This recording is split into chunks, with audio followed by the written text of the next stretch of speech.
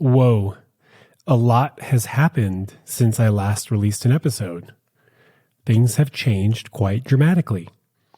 I left March 1st from Montreal to go to a meditation retreat in Colorado and go visit some friends in California. And when I left the retreat, all hell had broke loose.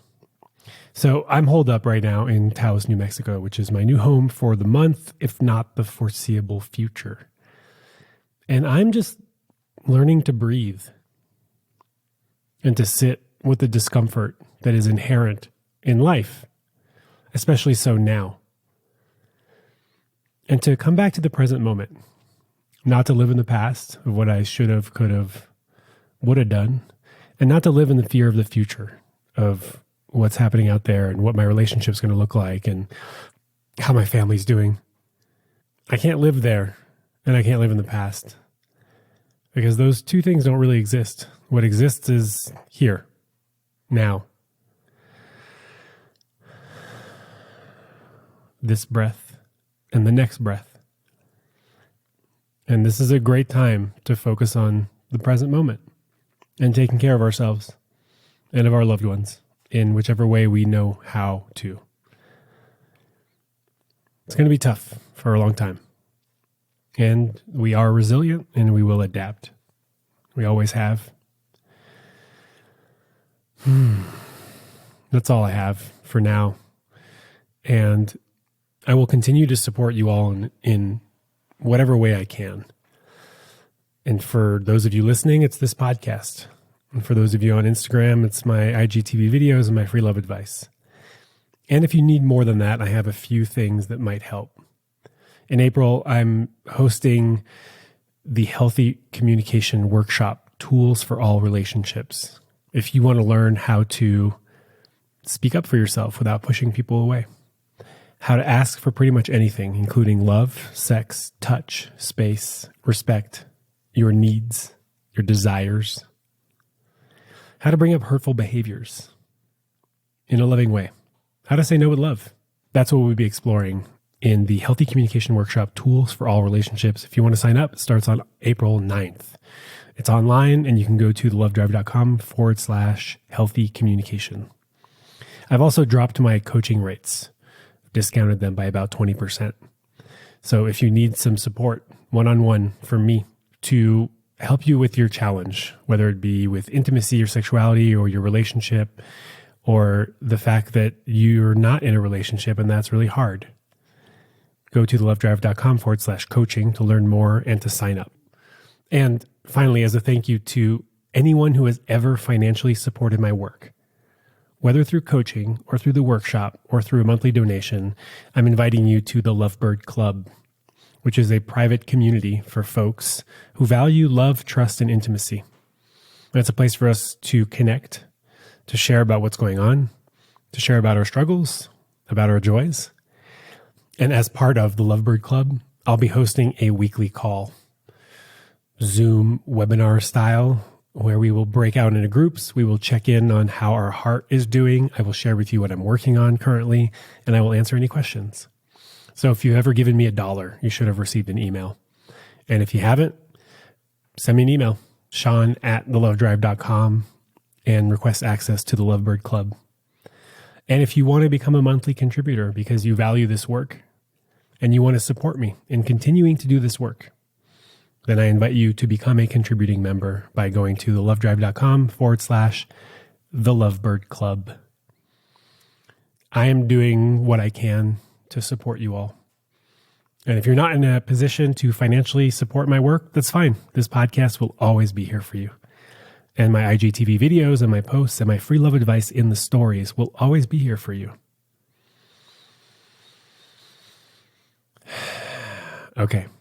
Here is the intro to the episode. And a lot of people haven't done that work yet because their whole identity is built around who they think that they need to be, or who their family taught them they should be, or what society has told them they need to be in order to be loved, right? And so being single is like this amazing opportunity to go, okay, what's actually true for me? Who am I really? What do I actually want? What actually makes me happy? What am I holding on to that isn't true, that isn't serving me? What can I let go of?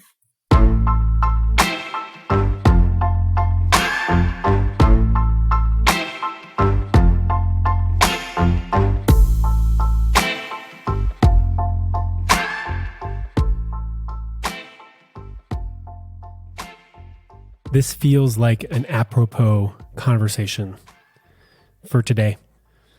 How to be peaceful and happy while being single, and how to sit with the discomfort of being alone. This conversation isn't just for single folks, because we talk at length about how to be in right relationship with the emotions in our body. And that feels particularly important these days. We also talk about how to do the work while being single to set ourselves up for happiness in a relationship. The importance of getting our needs met outside of our primary romantic relationship. How sex can activate some of our old attachment wounds. And the power of service when you're feeling down. Giving back as a way of getting out of your head and out of your story.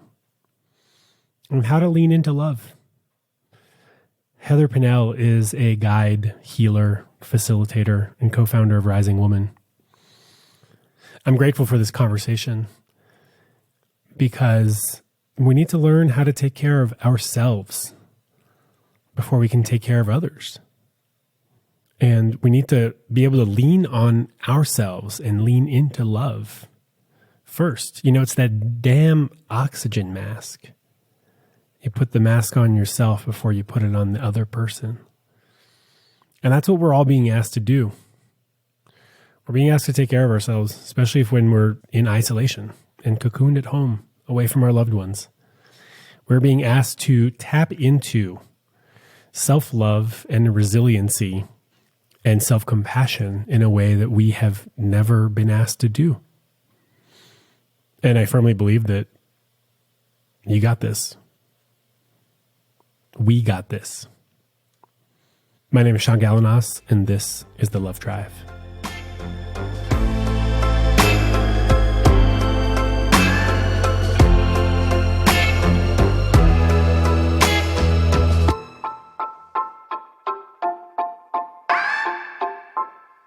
Heather. Hi. Hi there. Could you please introduce yourself? Hi, I'm Heather Pennell. I'm the co-founder of Rising Woman. And I'm here today to talk with Sean about all things being single. My God, there are so many single people out there. A lot. And a lot of them are very sad and unhappy being single. I've been very sad and unhappy being single. It took a while for me to get okay with it. Mm-hmm. Yeah, I can definitely relate to that. I myself have, not been in a serious, committed, monogamous relationship in about 4 years now, and have gone through all sorts of emotional waves throughout that whole process, but have now found a place of actually feeling really peaceful with being single and happy being single, actually. And that in no way means that I'm avoidant of relationship, because sometimes people assume that, if you're happy being single, it must be that you don't want a relationship at all. But it's quite the opposite. I'm very open to relationship, but I'm also not pining or striving for one anymore. And you said you've been single for a little over 4 years? Yeah, that's right. And that to a lot of people could sound like a really long time. It really could. And they might hear that and go, oh my gosh, I feel so sorry for her, or what's wrong with her? Or, that must be so hard. And I remember when I was in my early 20s and I knew this woman and she was in her early 30s and she was single. And I thought to myself, oh my gosh, that must be so hard to be in your early 30s and not be in a relationship. And now here I am, 32, not in a relationship. And I actually see how beautiful that is and how funny it is that I looked at that and had this fear. And now I'm living it and overcoming that fear and seeing that it's not so bad at all. What's so beautiful for you about being single right now? Well, a lot of things. But I would say that the biggest is really coming home to myself and building a stronger relationship with me, as well as a stronger spiritual connection. So I have a lot of different practices, but I've been recently really digging into A Course in Miracles and doing some Buddhist practices. And it's really helped me develop a stronger connection to what I would call source or spirit, or some people call it God, whatever it is that you want to name it. I feel like I'm in clear and right relationship to that, as well as to myself, in ways that, can be very distracting when you're in relationship, especially if you have certain patterns and attachments that are activating, kind of looking away from yourself. And now I'm actually looking inward and looking to this deeper path, this deeper calling. And it's really created a lot of inner peace that I never had before. I think being single is a phenomenal opportunity to do that work. Mm-hmm. It doesn't mean that you can't do it while you're in a relationship. Of course, you can always go inward. That said, like you said, there are certain dynamics, certain structures or behaviors or emotions that come up when you're in a relationship that can maybe distract from this work. And also this idea that like when you're really, really lonely, like you're only left with yourself. And you're left with the loneliness and really allowing that feeling and being with that feeling and, becoming curious about that feeling even. And when we're in relationship, primarily romantic relationship, it's very easy when that feeling arises to turn towards the other and to seek to them to remedy that discomfort. But when we do not have that relationship, we're really invited to be with the discomfort. And when we're with that discomfort, we learn so much and we actually have the capacity to move through it. And sometimes that's really the work, is being with the discomfort of being human and the suffering that is part of that, And when we have these things, whether it's a relationship or some other, distraction, even addiction at times can take us away from really being with these uncomfortable aspects of emotions in life. So being single can really create space for us to be with all that is. You said that sometimes that's the work, of sitting with discomfort. And I think that all of the time, that's the work. It really is. Of sitting with discomfort, because often I found myself, and still do, looking at or reaching or grasping for external sources of validation or comfort to make myself feel better when I'm uber lonely or distraught or disappointed in myself or my life, or just not happy where I'm at. I'm going to reach out to either sex or dating or food or drugs or alcohol or exercise or Netflix or whatever it is. I'm going to reach out for something other than sitting with discomfort because it's uncomfortable. Yeah. And it can stir up a lot of fear. And we're living, whether it's your family system or even the cultural system, where we've been fed this belief that being happy looks like status. It looks like money. It looks like the perfect relationship, being that power couple, looking a certain way, acting a certain way. It's all of this, idea of what happiness is. And a lot of it is like chasing something that you will never actually attain. And sometimes we need to do that process. We need to go towards the thing that we think will make us actually happy and will provide us inner peace, to discover it's actually not there. And that's okay. And there's no shame in that. That's part of the learning process. But we also have the opportunity, especially now with the access to information that we have, like we live in such an interesting time where we can learn that, maybe looking inward and looking towards building a better connection to myself, I will actually be able to find that inner peace that I'm looking for in relationship and in the comfort of food or in the comfort of anything external, where, inevitably we discover it's not really there. I like this idea that when we focus on self and ultimately just like get okay with who we are, right? Like that's sort of the underlying thing, is that there's this feeling or fear of inadequacy, that I am not enough. Mm-hmm. And so if I get the relationship or the job or the money or the car or the thing or the certain amount of followers, for me, it's 10,000. I'm almost there. I will finally be okay. And you and I and people listening right now know that you have is that the right? Striven? I think strived. Strived for something that you thought would make you feel better, and you got the thing and you realized it didn't make you feel better. right? And so there's this forever grasping and forever reaching to fill the hole of not being enough. And, you know, you were talking about source and God and higher power, whatever, something that isn't like a behavior or a substance or a thing, just like sort of love, right? Like the source of love, like I am enough, which means that if I fully really believe that, then I will understand why I'm grasping and struggling. I won't necessarily stop grasping and striving to fill the hole, but I'll know why I'm doing it. And I've kind of got to that point recently where I've just realized that when I feel down or depressed or distraught or super sad, I reach for things. And before that, I didn't know that that's why I was reaching for things. I just reached for things. Now I know that I'm reaching for things and I don't beat myself up about it. I just reach for the thing knowing that it's a temporary source of comfort and that it's the best that I can do right now. And I do that in addition to sitting with the discomfort. So I try not to numb out completely and to have some space for the discomfort and the little mini Cadbury chocolate eggs that are so popular these days. Yeah. And that's the thing is that it's not as if we now have to focus solely on the discomfort 110% of the time. It's okay to give our nervous system a break. It's okay to, you know, indulge in certain pleasures that do create a sense of comfort and to, you know, push ourselves into uncomfortable places. But it doesn't mean that we have to stay there always, that life has to feel like a struggle all the time. It doesn't. And actually, we find that the more comfortable we get with discomfort, the less uncomfortable it is, right?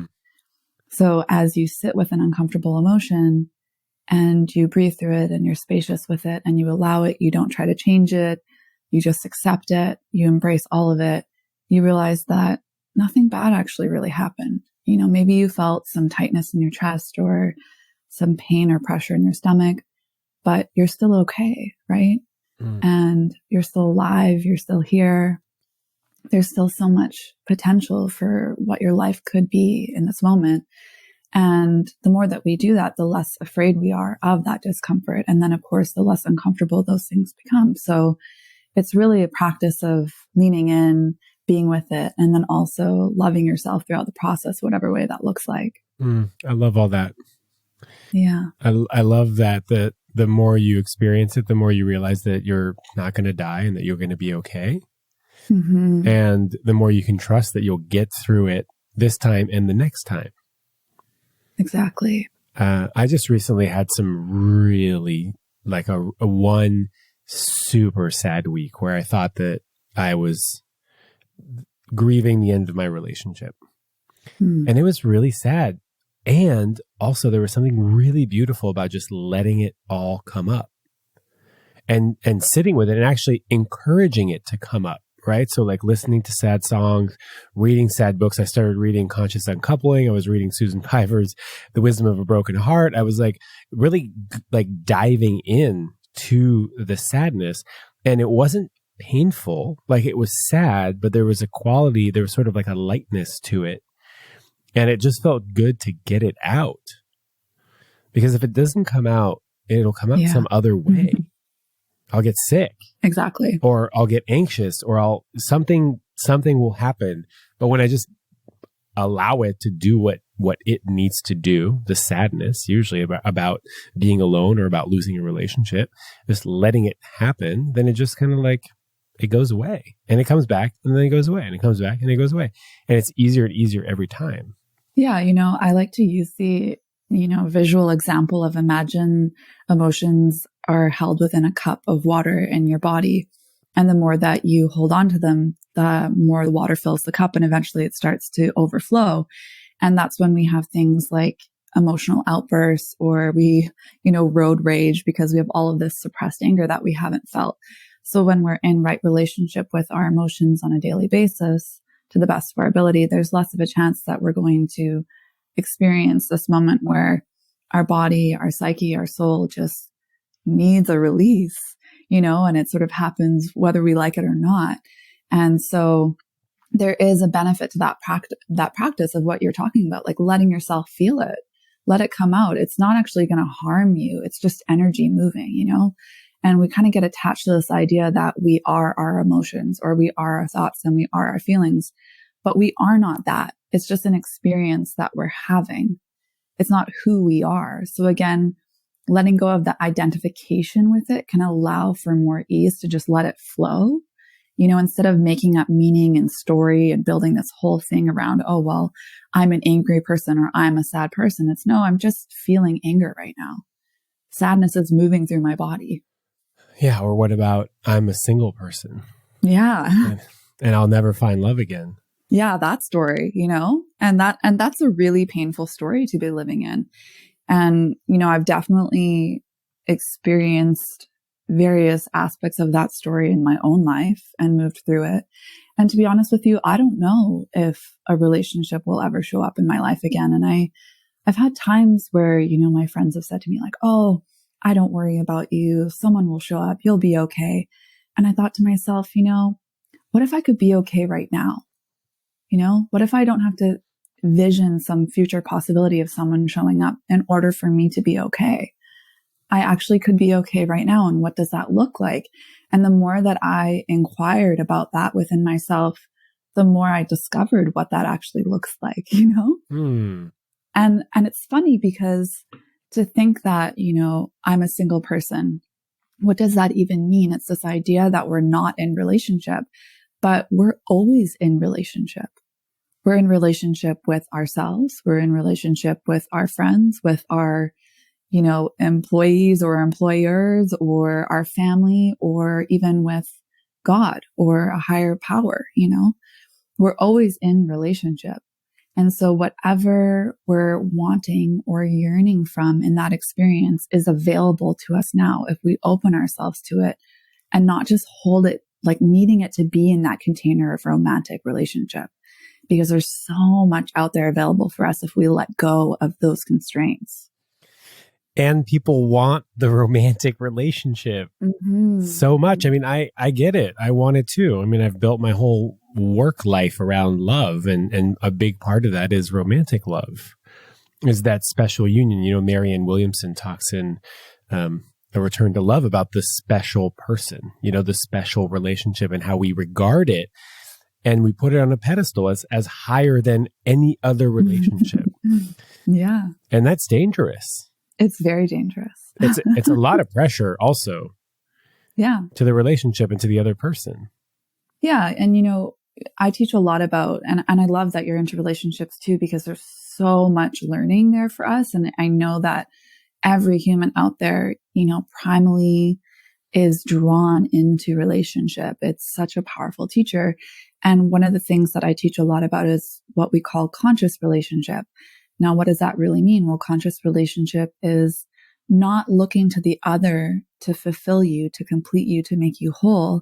But again, looking to a higher path, a higher purpose, a higher power, your higher self, and the relationship being a means of moving towards that, moving towards truth, rather than relying on each other to, you know, ease the pain or ease the loneliness or solve our problems. It kind of takes away that myth of the one, you know, that special person who's going to come in and save you. Because for many people who are in relationship, you may know that, you know, in every relationship, there's going to be pain. It's never going to be perfect. It's never going to be this magical, mythical thing where someone comes in and all of a sudden, you know, you're happy, whole, complete. You never feel sadness again. You never struggle again. It's just not true. Finally. But yeah, I know, right? Finally, I can just be now. I don't have to worry about all of that anymore. And it might happen, you know, you go through the honeymoon phase and it sort of feels that way for a while, but inevitably all of our stuff will come to the surface again. No, don't start perpetuating that lie. I know it's a lovely idea, but really when you think about it, like the truth of it, can you imagine what it would be like if we were actually reliant upon someone else for our happiness? Well, it's not a good strategy because people are, I don't want to say unreliable, but they're kind of unreliable.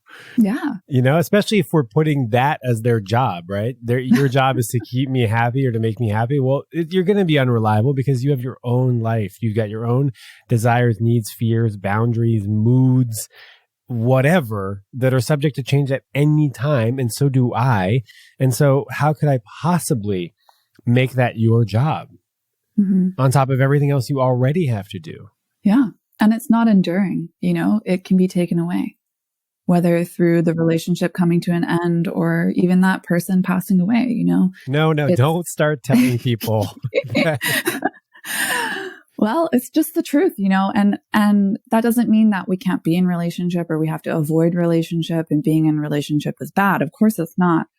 Being in relationship is beautiful. And of course, that magic of having someone and sharing your life with someone and, doing the work with someone and all of these things, it's beautiful. And if that comes into your life, embrace it.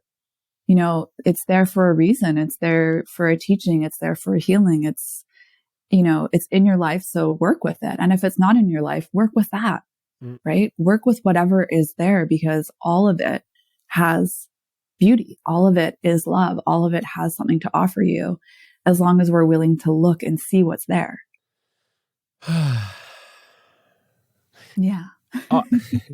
All of your relationships will end. Yes. Mm-hmm. The only one that you can count on is the relationship with self. Yeah. That's the only one you're going to have for the rest of your life. Mm-hmm. And being single is a perfect opportunity to nurture that relationship, Exactly. Get to know yourself. I remember someone saying, I don't even know me. I don't even know what I like. And being single is a perfect opportunity to start building the kind of life that you are proud of on your own and doing things that make you feel good, right? Identifying what are my needs? What do I need to feel safe, happy, fulfilled, ecstatic, whatever, and then finding ways of getting those needs met. And you can get your needs met in a variety of different ways that don't include a romantic relationship. Mm-hmm. Yeah. And that's your job. Your job, you, not you, Heather. Well, you Heather also, but me, all, yeah. y'all, is to find ways of getting your needs met, a variety of them, so that you don't have to place undue importance on one particular relationship.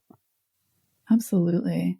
And, having that time of being alone and even figuring out what that is can really set us up for actually having healthy relationships. Because what would it be like for people to actually be happy now when they're single and then enter in relationship with that happiness? It's like the person coming in is contributing to the joy that is already there. You're not reliant upon them for that. And so then you can actually make decisions, make choices in the relationships more clearly because you're not in this sort of addictive, codependent dynamic with them where you don't even know who you are, what your boundaries are, what you want. All of that is very clear for you. And so you can actually relate with that person from a place of, here's me, here's my life, here's my joy. And if that is in alignment with your life and your joy and who you are, then let's share that together. But if it's not, then that's okay. And us not being in relationship doesn't mean that I no longer have that. And so, and it also is this amazing opportunity to deepen relationships with people, I have a lot of male friends that I have dynamic, intimate, beautiful connections with. And of course, no, they're not sexual because they're my friends, but the value of those connections, the love, the sharing of, our lives together is so beautiful. And I think a lot of people miss out on that when they're in relationship. They kind of get into this cult of two, or they think that they can't be friends with the opposite sex because it always turns into something sexual, or it has to be a relationship. And being single has allowed me to develop all of these dynamic friendships with all types of people. And you and I both know that you can have friends of the gender which you're attracted to and not have sex with them. Yeah. You could even have sleepovers with those people and not have sex with them. You can do a variety of intimate things, emotionally intimate, even physically intimate, and not be in relationship or have sex with them. Exactly. I have a friend, we have sleepovers. It's totally fine. We give each other massages. It's totally fine. We don't have sex with each other. Yeah. We don't make out. We're not in love, but we're friends and we love each other. And it's not a threat to my relationship. Yeah. So there is a way of cultivating these kinds of relationships. And this is an example, a perfect example of how I'm getting some of my needs met outside of my relationship, which means that there's less pressure on my partner to meet all of my needs. And I would obviously not expect her to anyways. Exactly. Because having that much pressure on one person and even that belief that someone could meet all of our needs is going to lead to, disappointment. Well, they could if it was their full-time job. Yeah. Like if that's all they did all day was like make sure that my needs are met, it's possible that they can meet of most of them. Yeah. Even then it's like it typically in most relationships, there's always going to be something that person isn't for you. Something that, you want to experience that isn't a character trait or quality that they possess. So there's tons of humans in the world. There's so many potential for so many different types of relationships. And that's the beauty of that. It's allowing that rather than expecting one person to be your all and your everything. I'm going to switch gears real quick. Yeah. What is a person to do if they have sexual needs and they're single?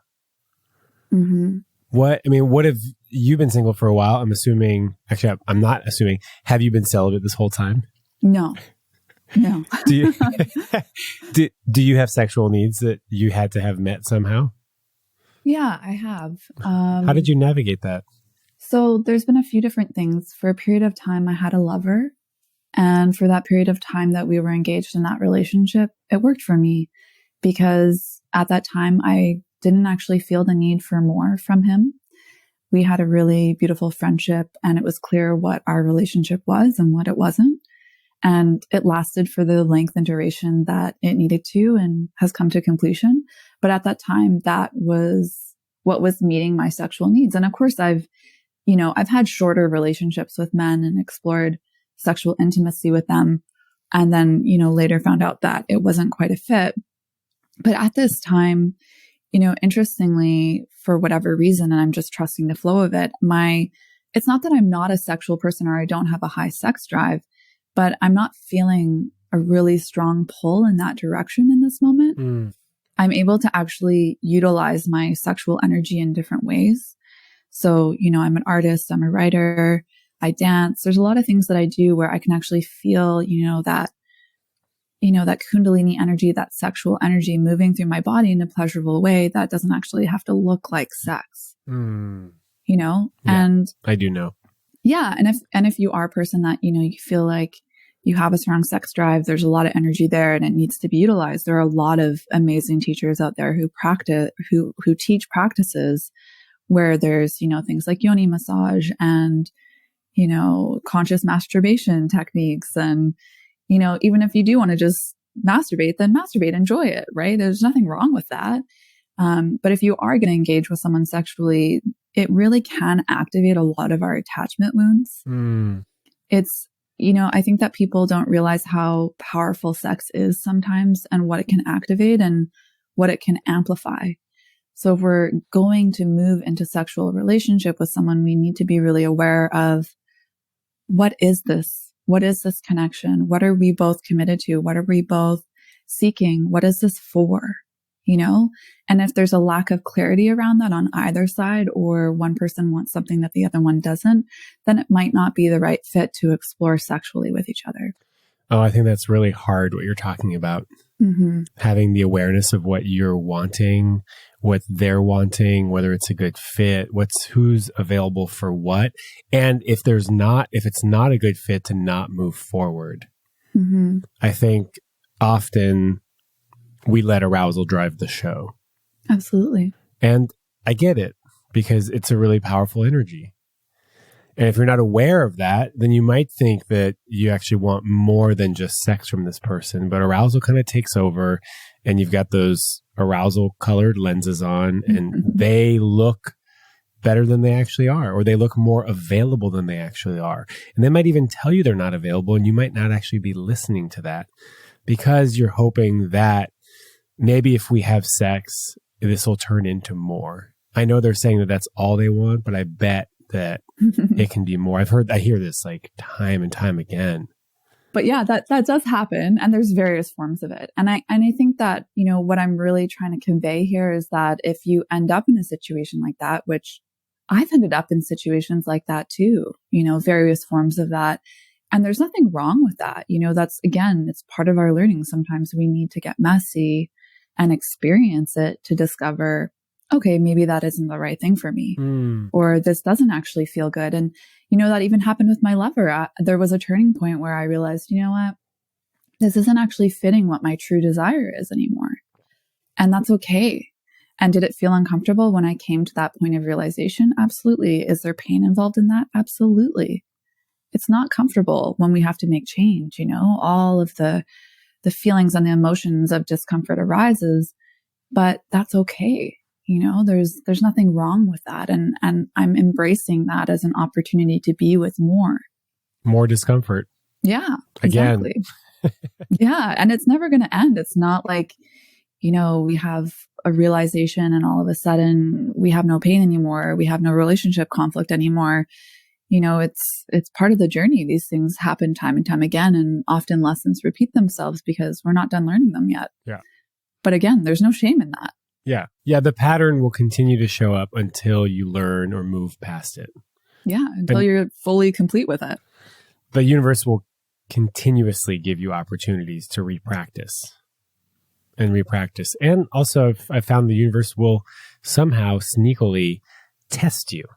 Mm-hmm. When you think you've moved past something and that you're now finally ready for something more engaged, right? Okay, I'm not going to do the thing that, I'm not going to sleep with them on the third date because the pattern is that I sleep with them and then they're not available for a relationship and they lose interest after the third date. So I'm not going to do that again. And then you are tested. You'll find another situation where you'll be faced with having sex on the third date and you'll be like, well, maybe it's different this time. Mm-hmm. Continuously, the universe just continuously provides. Oh yeah, always. And challenges. And this is the thing is that these tests, we have this concept of we either fail or pass it. And I think we need to drop that and recognize that if we're tested and we make that choice again, that's okay too. That's again a part of the learning because some part of us thought, maybe this time will be different. And we wanted to find out. We legitimately wanted to explore and see, is it different? Maybe it is this time. And so we tried out again and maybe it is, or maybe it isn't. But we needed to have that experience to find the answer. For many of us, life is very experiential. We need to actually touch the hot burner to find out that it's hot. And maybe we need to do that 10 times before we're kind of tired of touching the hot burner. And we're like, all right, time for something new. But there's nothing wrong with that. It's a part of it. It's part of the journey. I love this idea of self-compassion, right? You're exactly where you need to be. You're going through it. It's okay if you keep acting in the same way. And I don't want to use making a mistake because I don't believe in mistakes. Mm-hmm. I really don't believe in mistakes. I don't think, there's this saying, there are no mistakes in God's world. They're just experiences that you learn from. And the only mistake is to not learn from your experience. Right? If you're continuously doing the same thing over and over and over again, you're not learning from it. Well, that might be a mistake. But like you said, that's just where you're at. You need to touch the hot burner over and over and over again until you get tired of it, until you realize, oh wait, when I touch this, it hurts. So I'm going to stop touching it. Exactly. And that's where, embracing where you're at. So if you're single, embracing that, embracing the discomfort of it, embracing the emotional experience of it, embracing the times where you feel that longing for partnership or you feel loneliness. Or if you're in relationship, embracing the times where you feel like you want to get out, or it's really scary, or embracing the times that you're really happy to be there and you're enjoying it. Whatever it is that's happening, it's really leaning into it rather than away from it. And through that, so much beauty can come. And, I'm just thinking about embracing being single. Mm-hmm. And also, it's okay to be sad. Yeah. It's okay to be sad and to wish to be in relationship. Mm-hmm. I mean, it's perfectly natural and normal. It really is. To want to be in love. Yeah. It's, one of life's greatest pursuits. Mm-hmm. So it's okay to be sad and to really want something and to really wish for it to happen, and also to accept the fact that you're not in it right now. Yeah. And that's normal. Like you say, like so many people that are single are feeling a lot of sadness. And by feeling through that sadness, so much can open up, right? Like I said, I've been in this for just over 4 years now. And there have been many times where I felt very sad about it, and other times where I felt totally at peace with it. And sometimes, I wake up and I'm like, man, it would be really nice to have a partner to share this day with. And that's okay. Whatever it is that's coming, that's part of what I think makes it more peaceful, is just allowing what is in every moment with it rather than pushing against it. And that takes the pressure off of needing to be somewhere else or needing to be someone else, and getting into those thought loops where you start thinking, oh, I'm single because there must be something wrong with me. And there's not. This is a time of learning. This is a time of love. Every moment is a time of love. And even in the struggle, love is present, So it's about embracing what is, and being single, like you were saying, like it's such a powerful time to really go inward, because we do have that spaciousness and we are experiencing the lesson of, what does it feel like to not be in romantic relationship? Yeah, this idea that because you're not in a relationship, you're broken or there's something wrong with you is both, it's wrong, and you can always work on yourself. Mm-hmm. There was one relation. Okay, so I'm going to self-disclose here. Single for the last 7 out of the last 10 years. Mm-hmm. Okay, so the love guy couldn't fucking piece it together either. I just couldn't. I couldn't figure it out. Mainly because it's like when it's like you're in the box and the directions on how to get out of the box are on the outside of the box. Like I just didn't know how to get out of the box. And there was one relationship that basically saved my life, and that was the one with my therapist. And we worked together on a weekly basis for 2 years on all of this stuff, on feelings of inadequacy, on eating my emotions, on not feeling worthy of a relationship, of a career, on family stuff. Like, we just cleared out a bunch of shit that was getting in the way. So I wasn't broken, but I also had some work to do. And being single allowed me to do that work in sort of a low stress environment. Yeah. Because relationships can activate. I mean, they do. They will activate your shit. Whatever, your old wound, your core wound, your mother, father stuff, your feelings of inadequacy, all of that stuff is going to come up. I mean, relationships are made for that shit to come up so that we can work on them and process them and move past them. But sometimes when there's too much of it, a relationship is not the right move. It's not like a romantic relationship is going to flood. It's going to flood me with the amount of work that I have to do. And so for me, seeing my therapist once a week for 2 years, that was the relationship that I needed to get through the stuff that I needed to get through, so that I could have the space and the willingness and the desire and the capacity to enter into a relationship without getting flooded. Yeah. And I really hope that everyone really heard that and let that sink in, because I've had a very similar experience where, the last relationship that I was in, I was actually in the work, doing conscious relationship work with that partner, and, had built this idea in my mind that I had it figured out. Here I was with a partner that I was wildly attracted to. We had a great relationship. We lived together. It was going really well. We were talking about a future. Paradise. Yeah, some paradise, right? In my mind that I was very, very attached to. And I allowed that relationship to bolster my self-worth. I thought that because I had that relationship that I was okay. Like I had figured it out in life, and that everything else, building my career, all of these things would just be an addition to the golden ticket that I had, which was this relationship. And then of course that relationship came to an end. And at that time, it was totally devastating for me, because I had wrapped so much of my self-worth wrapped up in that.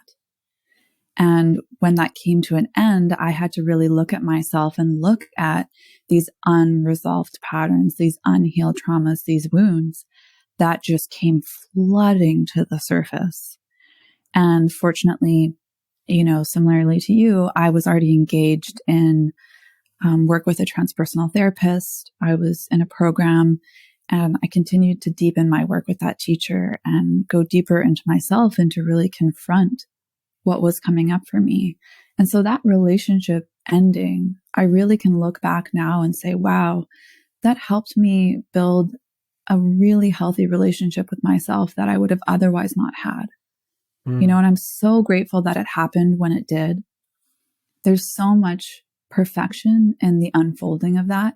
And was it uncomfortable? Oh my gosh, it was the worst. The pain it felt almost unbearable. My anxiety was just out of control, but I navigated through that, and I don't see myself ever having that same experience again, because I know now that my worth is not dependent upon a relationship. And if I, allow myself to believe in that, I'm inevitably going to end up in that exact same position again, because my soul knows that that's just not true. And so leaning into the work, the self-work, getting support from a trained professional, a therapist, somatic therapist, these people can really help us to start to unhinge all of these patterns that are actually, inhibiting us from having a healthy relationship at all. Books are great. Podcasts are great. Instagram accounts are great. And sometimes that's not enough. Yeah. I mean, a trained professional is really, I'm just pro therapy. I really am. Yeah, for sure. And for me, it's an investment. It is an investment in myself, my present self, and my future self, and all of my relationships. Mm-hmm. And I know it's not easy to pay for. I understand that it can be cost prohibitive for other people who don't have the means. And if I had less means, I would find a way. I would make some serious cutbacks to make sure that I can continue to do the work that I need to do. Yeah. And I, when that happened to me, I didn't have a lot of money then either, but the work that I was in was a group program. Yep. So it was once a week for 3 hours, a group container, which was actually really profound because there were people in the room that would activate certain triggers or who reminded you of, people in your life that you had unresolved trauma with. And I learned a lot by witnessing other people's healing and other people's transformation. So it doesn't have to look like a one-to-one session once a week. It can look like a group therapy chamber where, you're diving in, and maybe as things shift, you start to be able to set aside money for one-on-one sessions. And that is something that I did and I committed to because I knew that that was the most important thing for me at that time. So, if I had to cut back in other areas, I did, because it was really what helped me find a sense of ease and peace within myself again. If I could, I would do therapy over buying clothes for the year. Yeah, for sure. There's so many things I'd rather do therapy over a lot of different things just because I know how valuable it is. And also hats off for doing any sort of group work. I'd have a really hard time in group work. Really. You're talking about other people activating your stuff. Like I've seen it done. I've been activated in group stuff before, and it's really uncomfortable. Yeah. And it's also an option for sure. I'm just reminded of this quote, like you are, I don't know who it's by. You are perfect just the way you are. Mm-hmm. And you could use a little work. Yeah. We all can. And I think that that's a matter of the fact that, we're here having a human experience, which means that we've forgotten the true nature of who we are. So we're all in a process of remembering, which means we're all here to learn. And that's okay. Shunrui Suzuki, I totally butchered that, I'm sure. Author of Zen Mind, Beginner's Mind. Yeah. Yeah. Each of you is perfect the way you are, and you could use a little work. Oh, you could use a little improvement. Yeah. And, in Buddhist teachings, they talk about the 3 jewels, which is the Buddha, the Dharma, the Sangha. And we can look at that from the perspective of the teacher, the teachings, the community. Yep. So having a therapist, someone who has walked the path. Oh, there's my dog shaking. Yeah. My little buddy. The Buddha is someone who has walked the path, who has gone through these practices and can help guide your thoughts, your thinking back to a healthier way of thinking and perceiving and viewing things and relating to yourself and others in a healthier way. So that's the Buddha, somebody who's actually walked the path. And then the Sangha is the teachings. The Dharma is the teachings, and the Sangha is the community. So a set of teachings, a path to walk, and then a community that can support you, that you can connect with, that you can, get together with on a regular basis, who's also working on themselves, who's also engaged in that path, in those teachings to help bolster you in times of need. I can't stress enough the importance of community, especially when you're not in a relationship. I mean, just all the time, even in relationship. People that you see on a regular basis that kind of check in and ask you how you're doing in a variety of different contexts, right? So for me, currently there's badminton, right? So a whole bunch of people that play badminton. We see each other a couple times a week. There's the organization that I volunteer at that I'm taking a break from, but I see those people once or twice a week. There's friends that are outside of those two. There's family. There's people that I exercise with, like climbing or snowboarding. Like there's all these different ways for me to reach out to a bunch of different people and to see them on a regular basis that makes me feel less alone. Mm-hmm. And all those people have a variety of different relationship statuses, right? So I can see it in practice. I can see other people not in a relationship as well. And we're just kind of trudging along. And we're keeping each other company, and we're checking in with each other, and we're having dinner, and we're like asking each other how's your heart? How are you doing? What's coming up for you? What's sad? What's exciting in your world?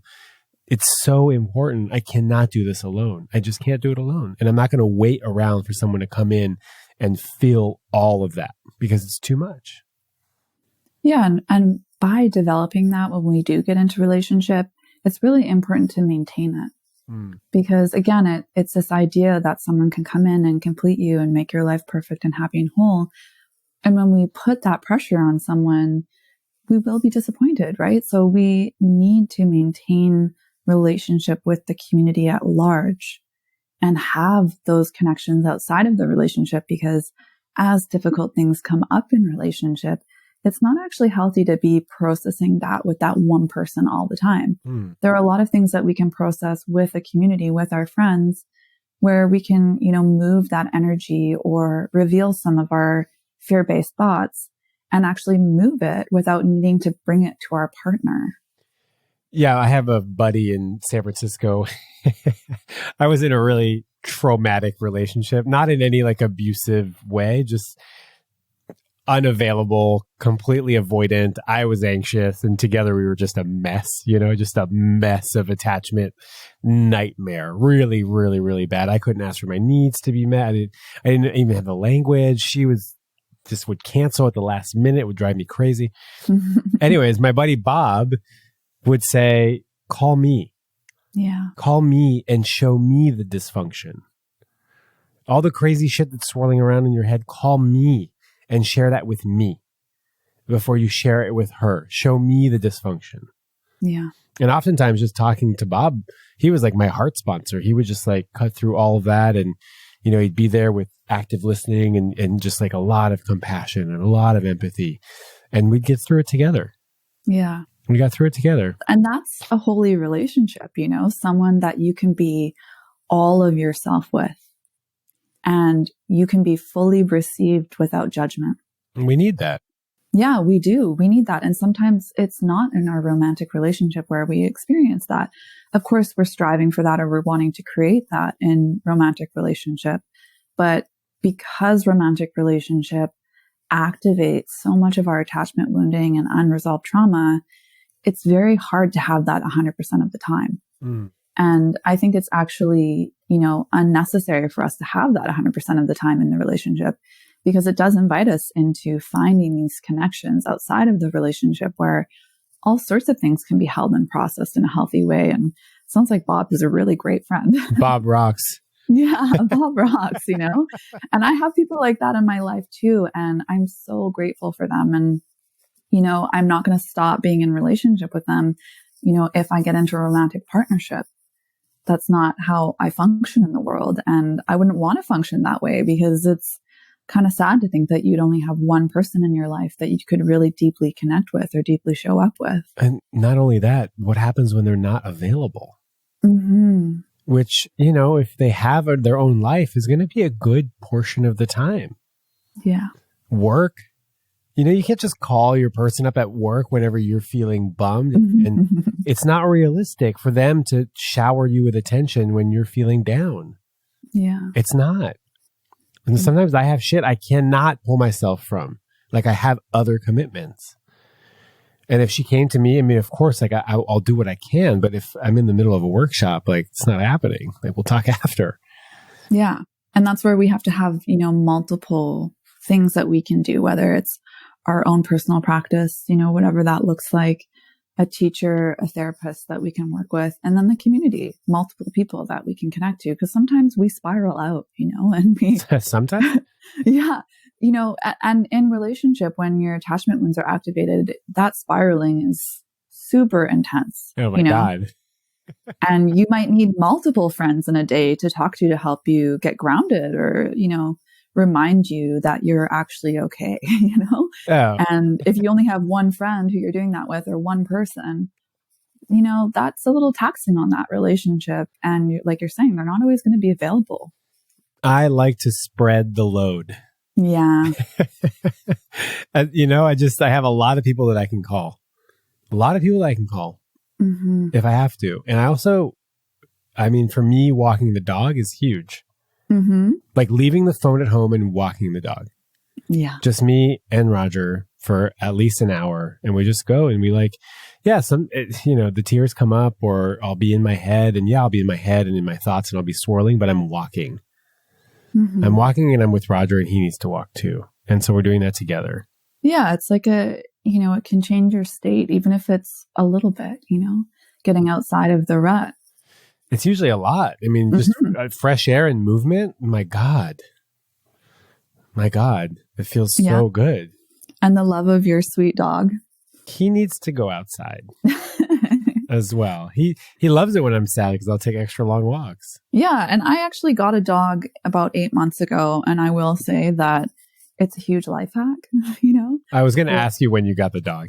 Yeah. Yeah. It's really nice because I do live alone, and then I'm single. And so there's a lot of time that I spend alone in my house because I'm also an introvert. I love to read and write and, watch a show every now and then, and having a little buddy who, I can cuddle and play with, and really, like, animals are great, especially dogs, for co-regulating our nervous systems. So having a little friend to share life with is really nice.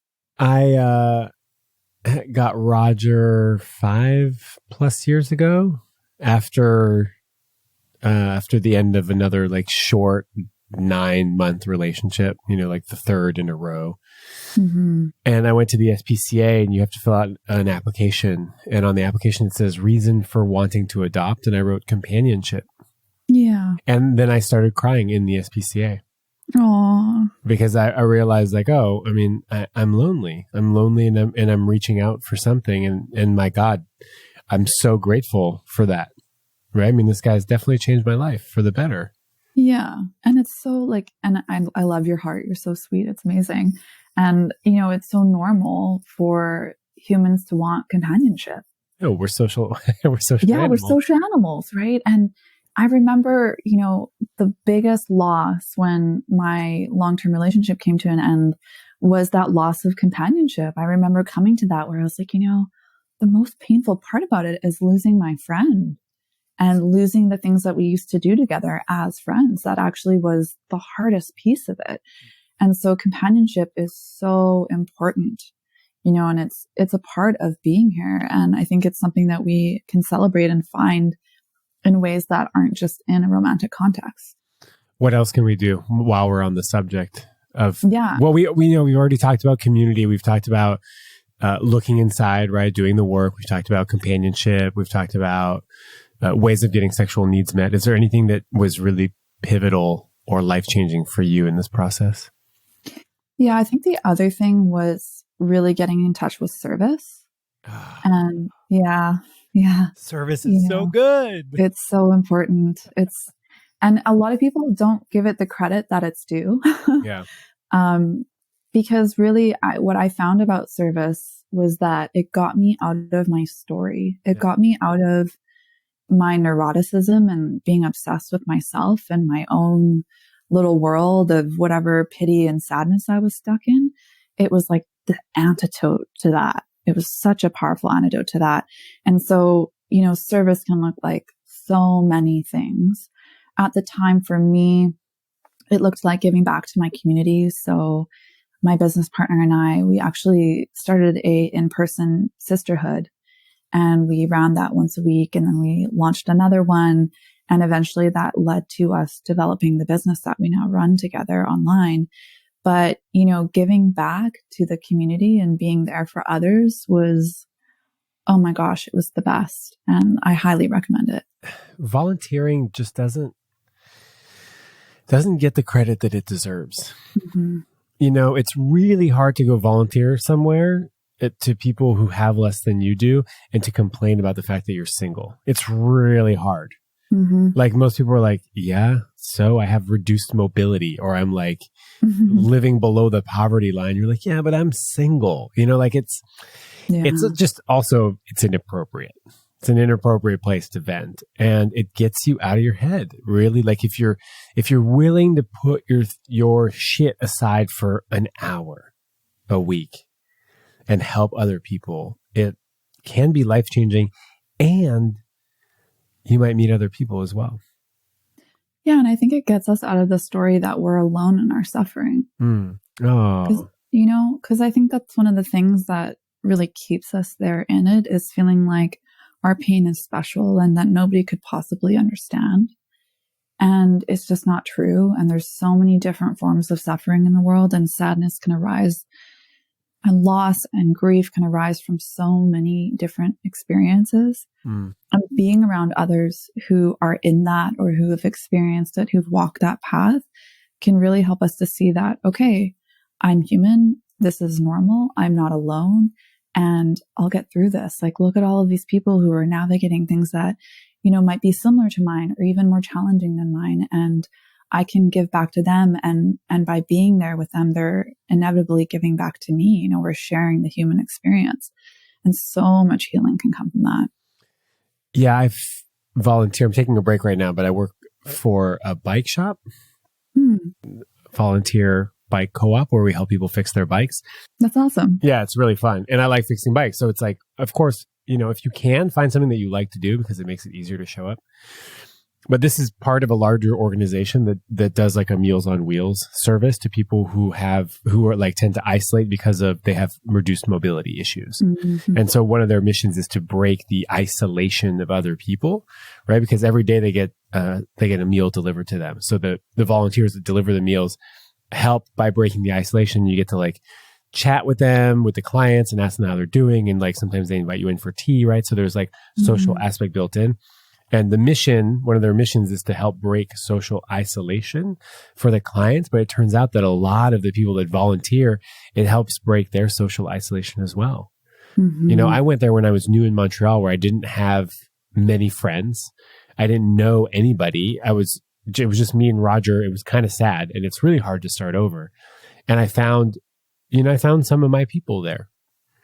And I got, I was like of service. I felt useful. I had a thing to do every Wednesday, every Thursday, whatever. And I felt really useful. There was other people that were like me. Yeah. And look at that. It brought you into a community, which is one of those three things that we talked about. And, you found a connection to other people who were also being of service. You found a connection to people who maybe you would have never encountered in life. You probably would have never encountered those people, right? And so it's like, I can imagine the stories that you have, of the magic of connection and of meeting people outside of your sphere, right? Because when we get outside of our box, there's so much we can learn. And you never know when you're going to meet that special someone. Mm-hmm. It's true. You never know the way in which you're going to connect with that person. Yeah. And I think opening ourselves up to the possibility of that is by really leaning into love right now, right? So leaning into what we love, leaning into community, leaning into relationships, and, doing what we're passionate about. If we're engaging in activities that bring us a sense of purpose, of joy, of connection, then we're surrounding ourselves in that. And wouldn't it be amazing to meet someone who's also putting themselves in those situations? Boom. Yeah. And also like the timing, we never know the timing. And that's part of the surrender too, is just trusting that, if you're single now, that's great. And if you're in a relationship now, that's great. And it will come when it's meant to come. Are you listening to your own message? Of course. Yeah. Because you said, did you just say when or if? When. You said when. So earlier in the conversation, you said if. Yeah. I mean, when, if. Those are two. if is like, it's like yes or no. When is like just a matter of time. For sure. And this is the thing is, to be clear, I don't actually know if a relationship will come or not. And that is part of my work, is really getting comfortable with not knowing, with not having an answer, and being fully surrendered to whatever life brings me, and trusting that what life brings me is actually in relationship to what I'm really committed to. And I'm deeply, deeply committed to my awakening. And so I see what's happening in my life in service to that. And of course, I sometimes have my own agenda and I want something different than what is here. And I push against life. And, maybe I fantasize about this beautiful tantric union with this amazing man who's also on the path. Of course, that's normal. And I'm also working on releasing and relinquishing my attachment to any of that. Sometimes I'm fully in that and I'm just at peace. And sometimes I'm not. All of it's okay. I love this like idea that when we rebel against the universe and we go, no, I got this one. Let me just take care of this. The results are often quite lackluster. Yeah. Like it's just like forcing has never really worked. Like I'm never fully satisfied when I force to get something and finally get it. It just doesn't feel good. Like I feel like I kind of stole it. Yeah. And it usually doesn't actually fit. You realize down the road that that's not actually what works, or what you did actually even want. It's what you thought you wanted. I read this book recently, and I'm sure a lot of people know about this writer, The Surrender Experiment and the Untethered Soul, Michael A. Singer. Oh, yeah. I had never read his books before, but a friend of mine recommended The Surrender Experiment. And the whole book basically is upon the premise of surrendering to life, surrendering to the flow of what's happening, and really trusting and letting go, and not having such a strong agenda, releasing that control, releasing needing to know what's going to happen and how much beauty and amazing things can actually come. Like miracles can occur when you let go and let life come to you and trust what's showing up. And I think part of that, might even just be how we relate to it, how we perceive it. We're more open to it rather than in resistance to it. So we experience it differently. I'm all about letting go. Yeah. It's hard to do in practice at first, but you get better at it. Absolutely. I live in a constant state of letting it go and then taking it back. Letting it go and taking it back. And I just have to remember, like, everything's a little bit smoother when I just take my hands off the steering wheel. Yeah. And let the universe give me what I need, not necessarily what I want. Yeah. And I think to be clear in that too, sometimes when people hear that, they think like, oh, so I should just not have boundaries or I should not have values. And absolutely not. That's not what we're saying here. I'm glad you brought that up. Yeah. Because I think sometimes these spiritual concepts can be confused, and they can be confused when we take away having self-worth, when we are giving ourselves away, or we're not, honoring who we are. And that is not something I would ever suggest. So yes, let go, surrender, but also have boundaries. Also know what feels good and what doesn't. Be clear on what your values are. Be willing to communicate your needs. These are all things that come into play with also surrendering to life. It's funny, as you were saying that, the surrendering, I was like, okay, I'm gonna let go of, the importance of sharing that you should have your needs and your boundaries. Let's just see what happens. I'm just gonna let go and flow with it, see what happens. Yeah. So glad that you brought it up. Yeah. And the thing is that sometimes when I've noticed in my experience of writing and sharing these concepts is that when I don't acknowledge that piece of it, it can be very activating for people and I can get a lot of pushback. And that in and of itself is a teaching for me in surrender and letting go and letting people be angry at me or project onto me or assume that I would ever suggest that someone, stay in an abusive dynamic or not have boundaries. It's just so far from the truth of what I would ever say. But letting go of needing to be seen a certain way, letting go of needing to be liked or perceived as, loving or kind, even that is a practice in and of itself. And letting go of what you think your life is going to look like. Mm-hmm. I think that one for me is huge. Letting go of what I think my relationship is going to look like, what the person that I'm in love with is going to do, say, feel, whatever. Like letting go of all that isn't real in the present moment. Yeah. And I think that again, and I love that you're saying this again, because it's so important for us to come back to what is it that I actually want to be, think, feel, and experience? What am I truly committed to? What really matters to me? What is that? What fills my soul with happiness and peace and radiance? And when we're clear on that, it's so much easier to connect with people and to know whether someone's a fit, right? So for me, it's like, I'm really, as I mentioned before, I'm really committed to my awakening. And so I'm open to whatever serves that. I might have an idea of what serves that. Like I said, it might be this idea that I'm going to meet someone who's just as committed as me and on the path. And maybe it looks like that and maybe it doesn't, but I won't know until it arrives. But obsessing about it isn't useful. I can just refocus my energy and attention on my path and my work and, my commitments. And if you don't know what you want or need, how could you possibly recognize it when it's sitting in front of you? Mm-hmm. Yeah. And a lot of people haven't done that work yet because their whole identity is built around who they think that they need to be or who their family taught them they should be or what society has told them they need to be in order to be loved, right? And so being single is like this amazing opportunity to go, okay, what's actually true for me? Who am I really? What do I actually want? What actually makes me happy? What am I holding on to that isn't true, that isn't serving me? What can I let go of? You could literally have a little note on your phone. And whenever you come into contact with or are reminded of something that brings you joy or happiness, or you realize you have a moment of clarity around what you want or you need, what kind of relationship, what kind of structure, you write it down. Mm-hmm. You've got a little notes app. This is what I want. This is what I need. These are the things that scare me. It doesn't have to be any more complicated than that, because I feel like this concept of like, how big is your dog, by the way? Yeah, you heard him shake again. He's 12 pounds. Okay. He's a Chihuahua Whippet cross, and he really wants my attention. Big ears? Big ears? Yeah, big ears. Yeah, that's what we're hearing. Yeah.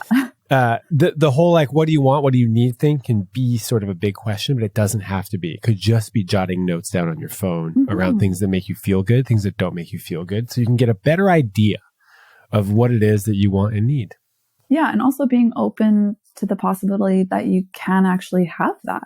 I think that's also something that is really challenging for people is that, they know what they want and they need, but they don't think that they're worthy of it.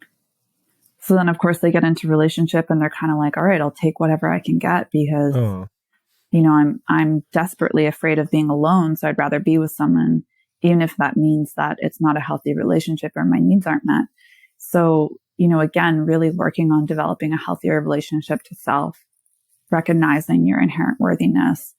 I've also found, doing inner child work is really helpful for that because when we're seeing ourselves in that innocent state as a child, we're much less likely to, be mean towards ourselves or think that we are worthy of anything other than love, tenderness, kindness, compassion, care from ourselves. So that is a really amazing hack for getting into a place of honoring the self. Love hacks. Yeah. Love hacks. Love Love Hacks by Heather P. Yeah. I love the inner child. I have a little photo of me as a 5-year-old leaning on a maple syrup bucket on my altar. And when I meditate the little child, and I shower that little child with love. Yeah. Because I deserve all that stuff. Everything I want, I deserve it. Yes, we all do, right? And that's the beauty of the inner child. And even, this process of being a kid and becoming an adult, we have this memory, this connection to this innocent part of us, and I have a photo up of my inner child too. It's on my fridge, so I see it every day. And it's just such a healthy reminder to remember that, inside of us, inside of this adult with all of these stories and identities and all of that. Oh, yeah. My dog walker is here to pick up my dog. Oh, nice. Do you have to do a thing real quick? She's just going to take him and then leave. So it'll just be a few minutes and then we can continue. Yeah, we can wrap it up. All right. So where were we? We were talking about inner child stuff. We were interrupted by the dog walker. You're going to show me your inner child. I'm going to show you my inner child. Yes. And I think that we're going to wrap this up. Yeah. And on that note too, with the inner child, we actually have a free inner child meditation at Rising Woman. So we can include a link to that download so that people can get access to the inner child meditation that Shalina and I do ourselves, that people can dive into and explore if they've never explored that before. So we're going to add that into the show notes. Yeah. So that people can do the inner child meditation, so that I can do the inner child meditation. Yeah. You have some programs that are a good fit for folks that are listening to this episode right now. Yes, absolutely. So we've been talking a lot about figuring out, who am I? What do I want? What are my values? Preparing yourself for a relationship. And we have a program called Becoming the One, which takes people through that exploration process. It also helps you to become more comfortable with being single and also get more clear on what you want if you're in a relationship. So that's a 4-week program. It's really jam-packed with a lot of wisdom and amazing insights and nuggets for people. And we walk people through, so Shalina, my business partner, and I, we walk people through the exact steps that we have taken in our own life that have been effective for us and for those that we've shared those teachings and lessons with. So that's there. And then there's also the program called Heal Your Relationships. Now that one's a little bit deeper. It's an 8-week program versus a 4-week program. And there's a lot of really deep explorations into family systems work, past trauma, shadow work, what is a conscious relationship, and we include some somatic practices in there. So those 2 programs are really amazing if you're struggling in relationship to yourself or in relationship to others, and you want to improve your relationships in every area of your life. That's awesome. Thank you so much for providing that. Yeah, of course. Where can we find you? So there's 2 places. My personal Instagram account is at Hey Heather Obscura. And then Rising Woman. So at Rising Woman. And Instagram is really the place where, I'm sharing most of my writing and content right now. It's just the easiest platform. So those 2 places are a great place to go. And there's links to all of the other offerings through there. So I'd suggest heading there to find me. Awesome. Thank you. Yeah. Are you ready for your final question? Yeah, I am. What does love mean to you? Love means to me no time, no form, no space, ceaseless compassion. Love is actually a feeling. It's like an energy, and I've been in it before. And it's actually in many ways hard to describe in words. But when I came out of being in love and embodying love, I realized that everything was okay. And that all of my striving for things, for relationships, for status, it was all just a story. And that right now in this moment, I am love. That is my embodiment. That is my being.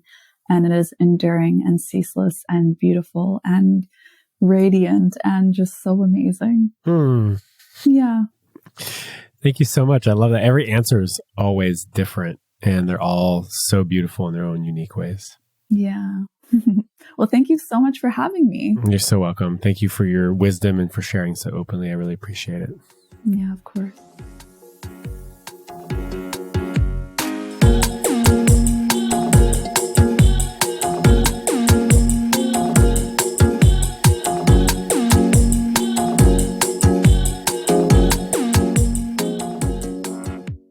Thank you for spending this hour with me and Heather today.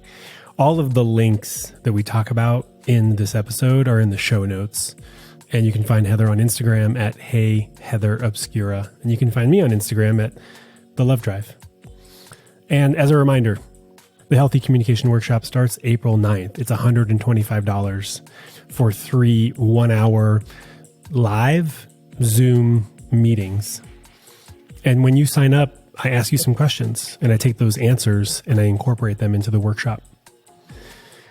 Go to thelovedrive.com/healthy communication. And if you want to be part of the Lovebird Club and you're not already, we would welcome you with open arms. Go to thelovedrive.com/the Lovebird Club and have a beautiful week.